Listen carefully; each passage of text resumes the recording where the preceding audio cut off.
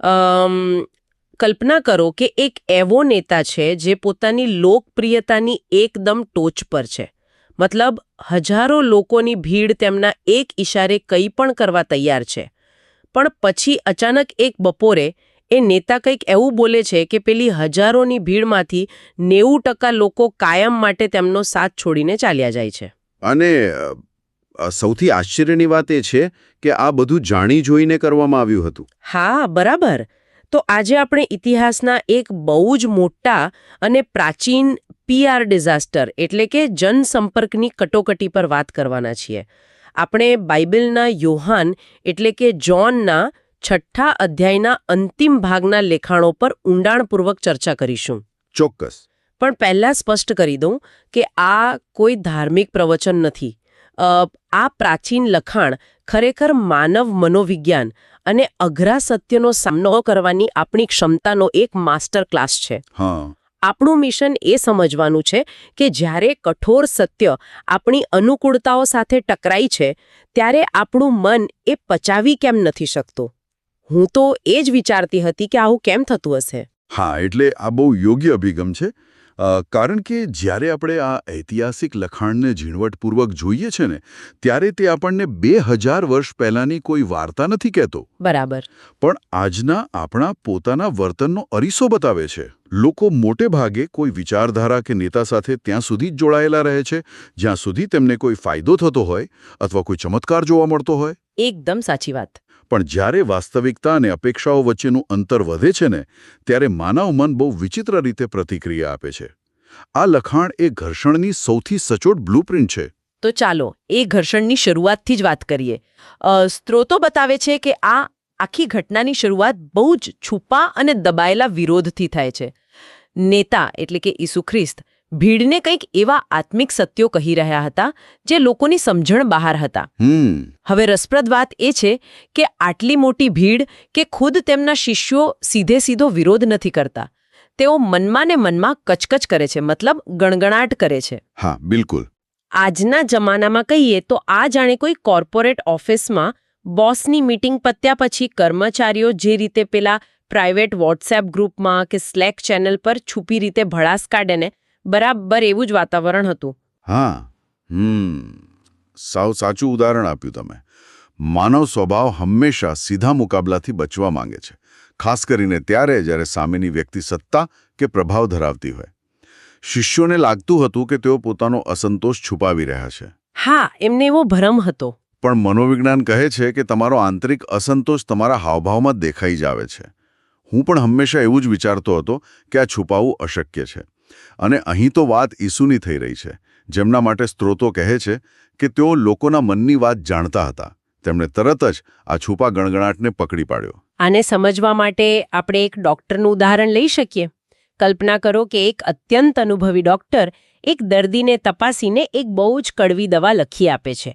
દર્દી ડોક્ટરના મોઢા પર તો કંઈ બોલતો નથી, બસ ખાલી માથું હલાવે છે. પણ ડોક્ટર સમજી જાય છે.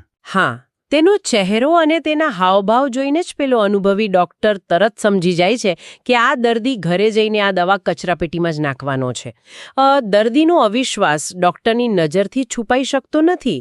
અહીં લખાણ બતાવે છે કે ઈસુ પણ એ ડોક્ટરની જેમ જ શિષ્યોનો અવિશ્વાસ પારખી ગયા અને તેમને સીધો જ પડકાર ફેંક્યો કે શું આ વાતથી તમને ઠોકર લાગે છે? પણ અહીં નોંધવા જેવી બાબત એ છે કે ડોક્ટર માત્ર રોગ નથી જોતો, તે દર્દીના મનનો ઇનકાર પણ જુએ છે. અને જ્યારે ઈસુએ આ પડકાર ફેંક્યો ને ત્યારે તેમની પ્રતિક્રિયા કોઈ સામાન્ય નેતા જેવી નહોતી. જો આજના સમયનો કોઈ રાજકારણી કે PR મેનેજર હોત તો તેણે તરત જ ડેમેજ કંટ્રોલ કરવાનું શરૂ કરી દીધું હોત. હા, એ લોકો તો તરત વાત ફેરવી નાખે. બરાબર.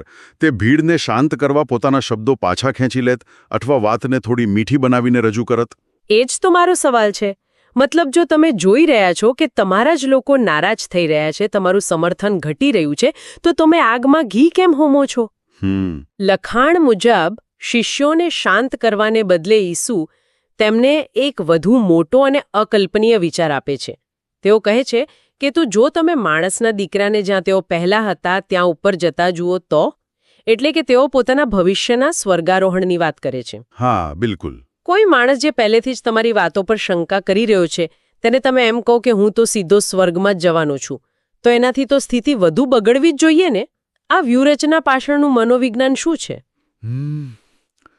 આ બહુ જ ઊંડો પ્રશ્ન છે. અને આ વ્યૂહરચના નથી, આ સત્યની પ્રકૃતિ છે. આને આપણે એક વેશ પલટો કરેલા રાજાના ઉદાહરણથી સમજીએ. કલ્પના કરો કે એક મહાન રાજા સામાન્ય નાગરિકના વેશમાં પોતાની પ્રજા વચ્ચે ફરે છે. અરે વાહ, બહુ સરસ ઉદાહરણ છે. હા, લોકો તેને સામાન્ય માણસ સમજીને તેની વાતો પર હસે છે, તેનો વિરોધ કરે છે. રાજા ત્યાં તેમની સામે કરગરીને પોતાની સત્તા સાબિત નથી કરતો. તે બસ એટલું જ કહે છે કે અત્યારે તમે મારા આ સામાન્ય વેશને જોઈને શંકા કરો છો, પણ જ્યારે તમે મને મારા અસલી રાજવી પોશાકમાં સિંહાસન પર બેઠેલો જોશો ત્યારે તમારું શું થશે? ઓહ, સમજાયું. ઈસુ અહીં એ જ કરી રહ્યા છે. તેઓ શિષ્યોના ભૌતિક દૃષ્ટિકોણને તોડવા માંગતા હતા. તેઓ સમજાવવા માંગતા હતા કે સમસ્યા મારા શબ્દોમાં નથી, સમસ્યા તમારા સાંભળવાના અને સમજવાના સ્કેલમાં છે. આ સાંભળવાના સ્કેલવાળી વાત રસપ્રદ છે. એટલે કે શિષ્યોની ફ્રીક્વન્સી જ અલગ સેટ થયેલી હતી. અને આ જ વાત આપણને લખાણના સૌથી મોટા સિદ્ધાંત તરફ લઈ જાય છે. હા, જ્યારે શિષ્યો સત્ય પચાવી ન શક્યા ત્યારે ઈસુએ તેમનું મૂળ કારણ આપ્યું. તેમણે કહ્યું, આત્મા જ જીવન આપનાર છે, શરીરથી કંઈ લાભ થતો નથી.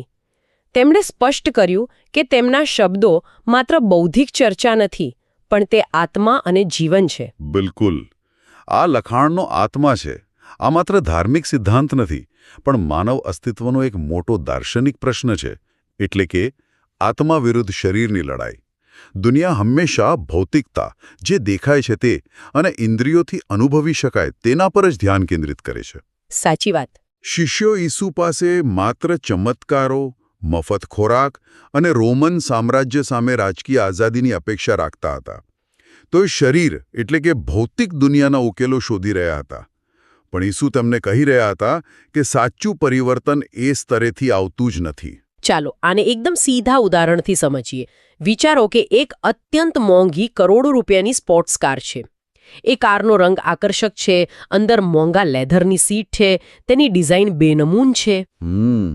આપણે આ કારના બહારના માળખાને શરીર કે ભૌતિકતા ગણી શકીએ. પણ જો તે કારમાં એન્જિન જ ન હોય તો એ કરોડો રૂપિયાની કારનો શું અર્થ? કોઈ જ અર્થ નહીં. એ 1 ઇંચ પણ આગળ વધી શકે નહીં. અહીં એન્જિન એ આત્મા સમાન છે.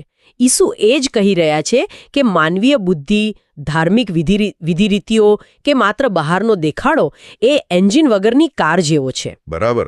અને અહીં પેલું કોગ્નિટિવ ડિસોનન્સ એટલે કે માનસિક સંઘર્ષની સ્થિતિ ઊભી થાય છે. માણસ આખી જિંદગી એ કારને બહારથી શણગારવામાં અને પોલિશ કરવામાં કાઢી નાખે છે. હા, બિલકુલ. અને અચાનક કોઈ આવીને કહે કે તારા આ શણગારની કોઈ જ કિંમત નથી, અંદરનું એન્જિન જ ગાયબ છે. આ સાંભળીને માણસને મોટો આઘાત લાગે છે. ભૌતિક પ્રયત્નોની નિરર્થકતા સ્વીકારવી એ માનવ અહંકાર માટે સૌથી અઘરું કામ છે. શિષ્યોને એ જ આઘાત લાગ્યો હતો. પણ ઉભા રહો, અહીં મારે થોડો વિરોધ નોંધાવો છે. જો એન્જિન જ બધું ચલાવતું હોય, જો ઈસુના વચનો આટલા જ શક્તિશાળી હોય, તો પછી એની અસર બધા પર કેમ ન થઈ? કેટલાક લોકો વિશ્વાસ કેમ નહોતા કરી રહ્યા? જો સત્ય એટલું જ સ્પષ્ટ હોય તો બધાએ તેને સ્વીકારી લેવું જોઈએ. આ સવાલ આપણને લખાણના એવા ભાગ તરફ દોરી જાય છે જે થોડો વિવાદાસ્પદ અથવા તો અઘરો લાગી શકે છે. સ્ત્રોત કહે છે કે ઈસુ શરૂઆતથી જ જાણતા હતા કે કોણ વિશ્વાસ કરતું નથી અને કોણ તેમને દગો આપવાનો છે. આ ખરેખર બહુ જટિલ મુદ્દો છે. આને આપણે ઈશ્વરની સર્વજ્ઞતા કહીએ છીએ. લખાણ સ્પષ્ટ કરે છે કે ભીડ ગમે તેટલી મોટી હોય, ઈસુ ક્યારેય સંખ્યાથી પ્રભાવિત નહોતા થતા. તેઓ જાણતા હતા કે ભીડમાં કોણ ખરેખર બદલાવ માટે આવ્યું છે અને કોણ માત્ર મનોરંજન માટે. અરે એટલે કે આપણે એક ઝવેરીની વાત કરી શકીએ. જો તમે કોઈ સામાન્ય માણસના હાથમાં એક સરસ મજાનો પોલિશ કરેલો કાચનો ટુકડો મૂકો અને એક સાચો હીરો મૂકો, તો સામાન્ય માણસ તો છેતરાઈ જ જશે. હા, એને કાચ જ ગમે. તેને કાચનો ટુકડો જ વધુ આકર્ષક લાગશે. પણ એક પારખું ઝવેરી તે એક જ નજરમાં જોઈ લેશે કે હીરો કયો છે અને કાચ કયો છે. તેને કોઈ ભ્રમમાં ના નાખી શકતો નથી. ઈસુ એ ઝવેરીની જેમ જ ભીડના હૃદયની આરપાર જોઈ રહ્યા હતા. આ ઉદાહરણ બહુ જ સચોટ છે. પણ હવે આનાથી આગળનો જે સિદ્ધાંત આવે છે ને, તે માનવ સ્વભાવ માટે પચાવવો સૌથી કઠિન છે. એ વળી કયો? જ્યારે ઈસુ કહે છે કે કોઈ પણ મારી પાસે આવી શકતો નથી સિવાય કે પિતા તેને કૃપા ન આપે, આ મુક્તિ અને કૃપાનો સિદ્ધાંત છે. અહીં ઈસુ સંપૂર્ણપણે માનવ અહંકાર પર પ્રહાર કરે છે. તેઓ કહે છે કે સત્યને ઓળખવું એ તમારી બૌદ્ધિક સિદ્ધિ નથી, એ ઈશ્વર તરફથી મળેલી ભેટ છે. અરે પણ આ જ જગ્યાએ મને સૌથી મોટી સમસ્યા દેખાય છે. જો બધું ઈશ્વરની કૃપા પર જ નિર્ભર હોય, જો ઈશ્વર પહેલેથી જ નક્કી કરીને બેઠા હોય કે કોણ સત્ય સમજશે અને કોણ નહીં, તો પછી આમાં પેલા શિષ્યોનો શું વાંક? જે લોકો ઈસુને છોડીને જતા રહ્યા તેઓ તો જાણે સંજોગોના શિકાર બની ગયા કહેવાય ને. જો તેમને કૃપા મળી જ ન હતી તો તેમને દોષ કેમ આપી શકાય? આ તો બહુ અન્યાયી લાગે છે મને. તમારો આ પ્રશ્ન એકદમ વ્યાજબી છે અને સદીઓથી ફિલસૂફો આના પર ચર્ચા કરતા આવ્યા છે. પણ આને સમજવા માટે આપણે એક બહુ જ ઊંડા ઉદાહરણ તરફ જવું પડશે. કલ્પના કરો કે એક અત્યંત સુરક્ષિત જેલ છે અને તેમાં એક કેદી બંધ છે. બરાબર.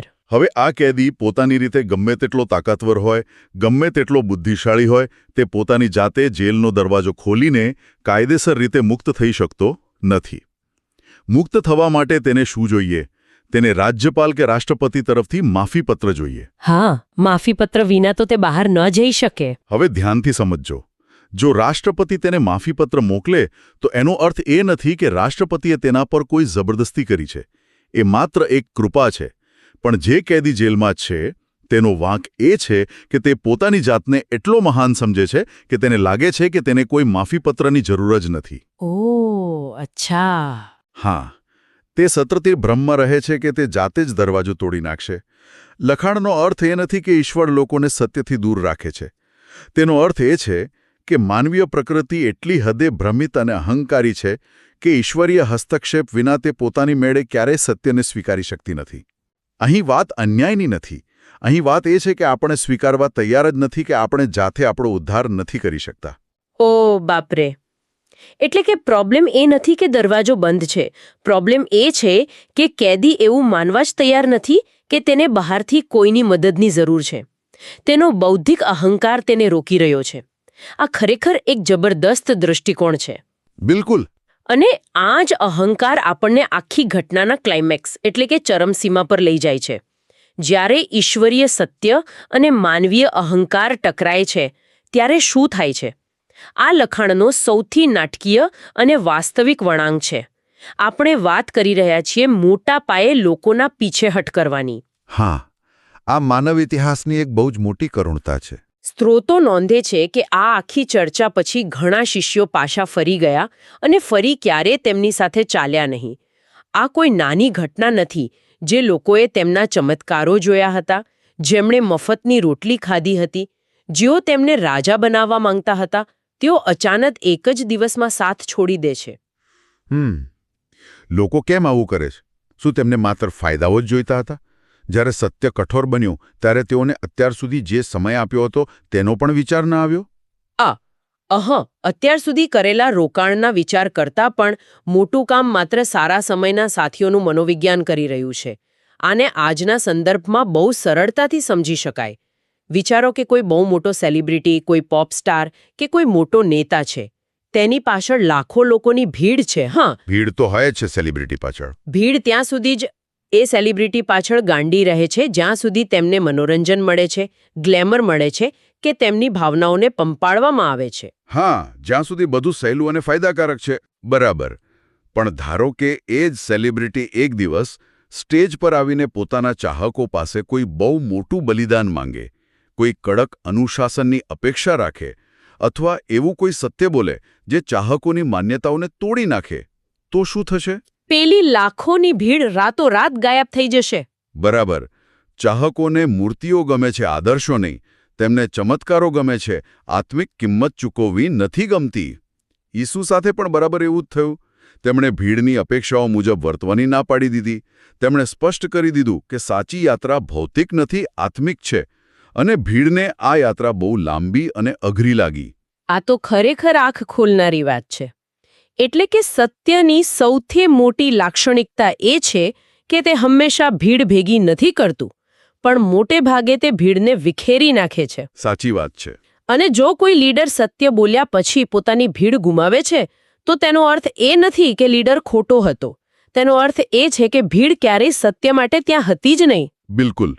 અને જો આપણે આજના આખા વિશ્લેષણમાંથી કેટલાક મુખ્ય તારણો કાઢવા હોય ને તો બે વાતો એકદમ સ્પષ્ટ થઈ જાય છે. હા, કઈ કઈ? પહેલી વાત કે કોઈ પણ ઊંડા આત્મિક કે દાર્શનિક સત્યને માત્ર દુનિયવી તર્ક કે ભૌતિક દ્રષ્ટિકોણથી તોલવાનો પ્રયાસ ક્યારેય ન કરવો.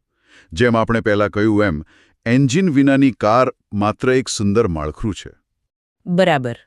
અને બીજું કે સાચો શિષ્ય અને ભીડનો સામાન્ય હિસ્સો આ બંને વચ્ચેનો તફાવત માત્ર કટોકટીના સમયે છતો થાય છે. ભીડ હંમેશા અનુકૂળતા, સસ્તી લોકપ્રિયતા અને પોતાના સ્વાર્થને શોધે છે. જ્યારે સત્ય તમારી સમક્ષ કોઈ અઘરી માંગણી મૂકે છે ને ત્યારે જ તમારે ખરી કસોટી થાય છે. સાચી વાત. આજના આ સ્ત્રોતોએ ખરેખર માનવ મનના ઘણા બધા પડદા ખોલી નાખ્યા છે. આખી ચર્ચાનું નિચોડ એ છે કે ઇતિહાસમાં સત્ય અને લોકપ્રિયતા ભાગ્યે જ એકસાથે ચાલ્યા છે. 100% સાચી વાત. આપણે હંમેશા એવું માનીએ છીએ કે સમાજ સત્યની શોધમાં છે, પણ આ ઘટના બતાવે છે કે સમાજ મોટે ભાગે માત્ર આશ્વાસનની શોધમાં હોય છે. અને આ બધું સમજ્યા પછી આજના આ વિશ્લેષણને અંતે સાંભળનારાઓ માટે એક બહુ જ ઊંડો અને વિચારવા જેવો પ્રશ્ન ઊભો થાય છે. આપણે હંમેશા સાંભળીએ છીએ કે જ્યારે ચારે બાજુ જૂઠાણું ફેલાઈ જાય ત્યારે સમાજનું પતન થાય છે. પણ આજના લખાણને જોતા એવું નથી લાગતું કે કોઈ સમાજના પતનનું સૌથી મોટું અને ભયાનક લક્ષણ એ નથી કે ત્યાં જૂઠ ફેલાયેલું છે, પરંતુ એ છે કે જે લોકો સંપૂર્ણ અને કઠોર સત્ય બોલી રહ્યા છે તેઓ ભીડ વચ્ચે બિલકુલ એકલા પડી ગયા છે. જો સત્ય હંમેશા ભીડને વિખેરી જ નાખતું હોય તો શું એકલતા જ સત્યની સાચી કિંમત છે? આના પર ચોક્કસ વિચાર કરજો.